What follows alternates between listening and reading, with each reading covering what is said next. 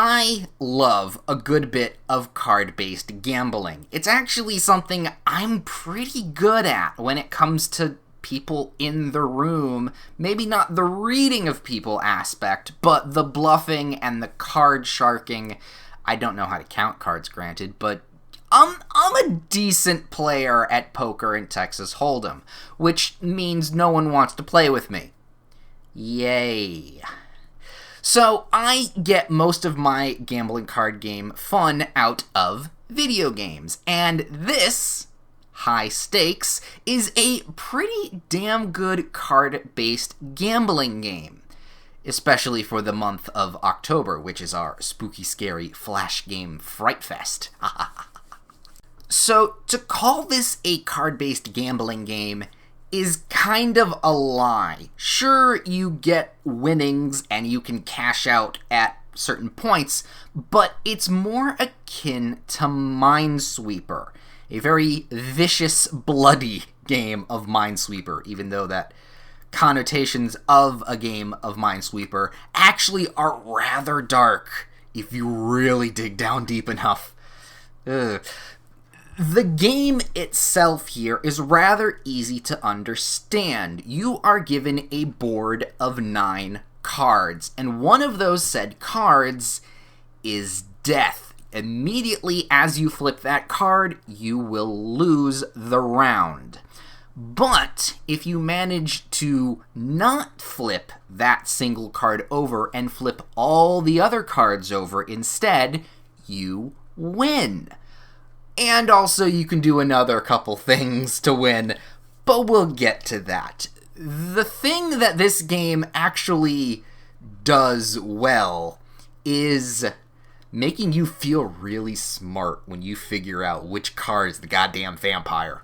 It's really, really good. Now, this game also is a little bit obtuse. It doesn't in-game tutorialize you on what all the mechanics are and do.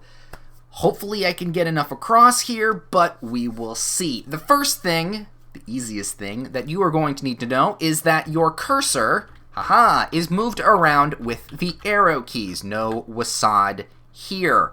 To select anything, you press the X key. Ta-da! And of course,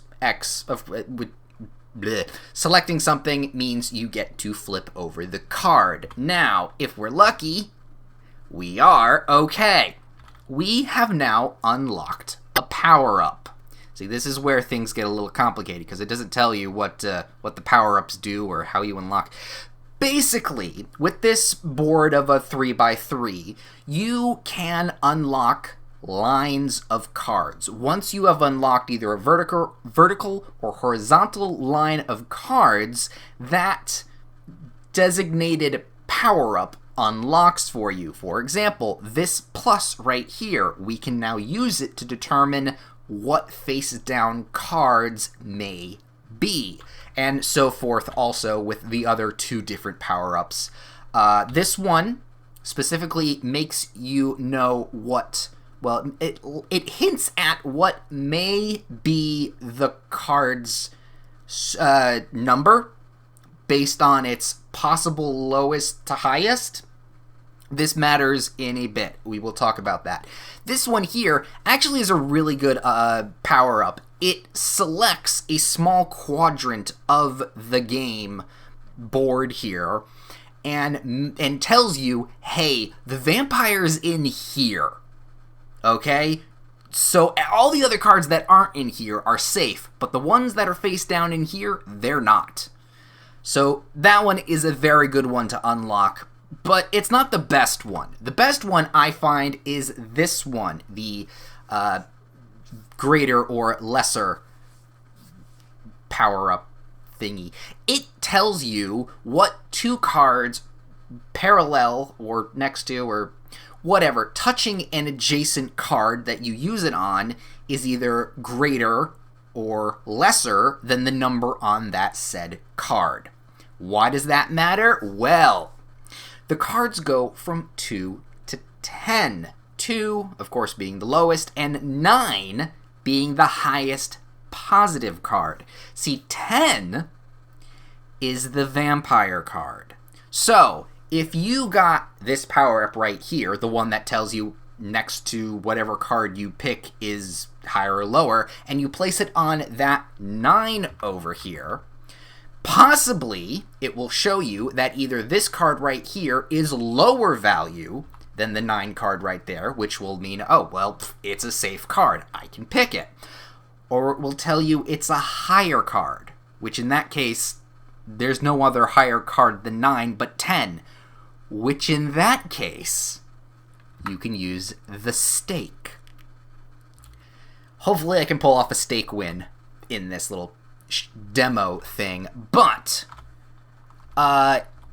please do. Yay, I even unlocked it. So the stake, as you may or may not have been noticing, goes down in a numerical value as you flip cards. That is because it is one of 3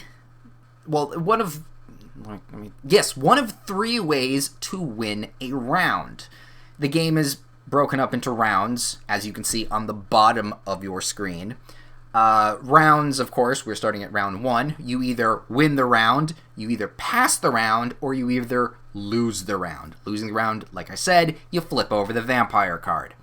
When you flip over the vampire card and you lose, the amount of cards you have flipped over equal a score, which is 5 stakes, as you see at the bottom middle of your screen. And that is deducted from your winnings, which we at the moment have none, but it does go into minus because your total winnings are out of the game playing field. We may get to that, we might not. It's really not as important. If we, however, for the 3 victory conditions, if we either flip over... okay, so stake we'll talk about in a sec. If we either flip over all of the non-vampire cards, if we flip over all the cards except the vampire, we automatically win. So that is one way to win. The second way to win is the solution I'm going to be doing right at this moment, which is passing. So if we go down to there and we say, I'm passing, okay? I'm not willing to do a 50-50 right now. That way, okay, it counts up your total score. You do get a small penalty for passing, but it's better than flipping over the said vampire card on a 50-50. The third way that you can win is stabbing the vampire through the chest.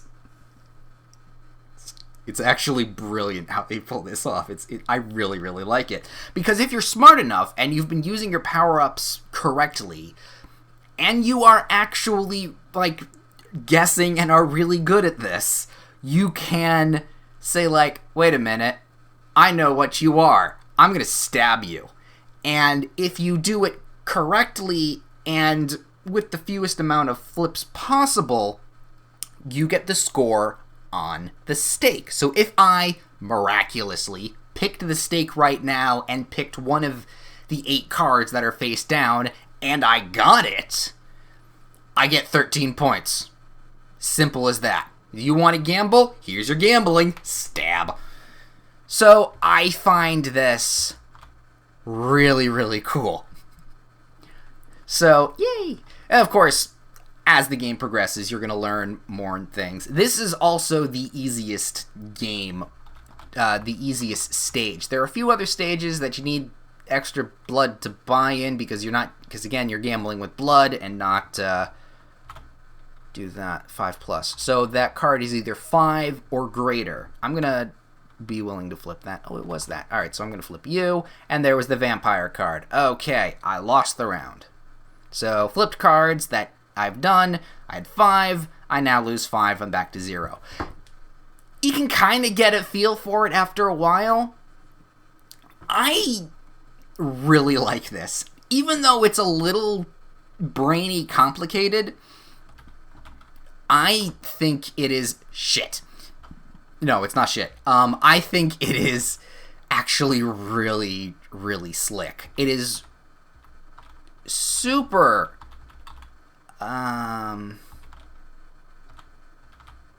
It is super goddamn smooth, and it makes you feel really, really smart when you outsmart the game, essentially. You know what? I'm going to pass. I don't tend to pass a lot, which kind of is a detriment to me. But I kind of needed to right there, because I didn't know what to do. And I flipped the vampire. Luckily, flipping the vampire early isn't terrible.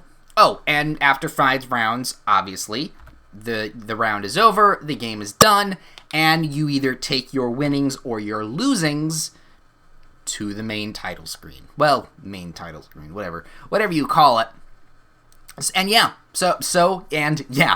this has been High Stakes. If you're really interested in playing it, I highly recommend it. The link to it is in the description below. My name is Ben Dark Arts, and if you are good enough, you might be able to unlock even more vampires. See, this one, pretty easy. Get to learn the game. But the payout in this one is ×5. Ooh. Granted, I don't have a lot of blood left. I'm very anemic right now. I have 19 somethings of blood. I really shouldn't be alive right now. I don't know how I am. I need to go to a hospital.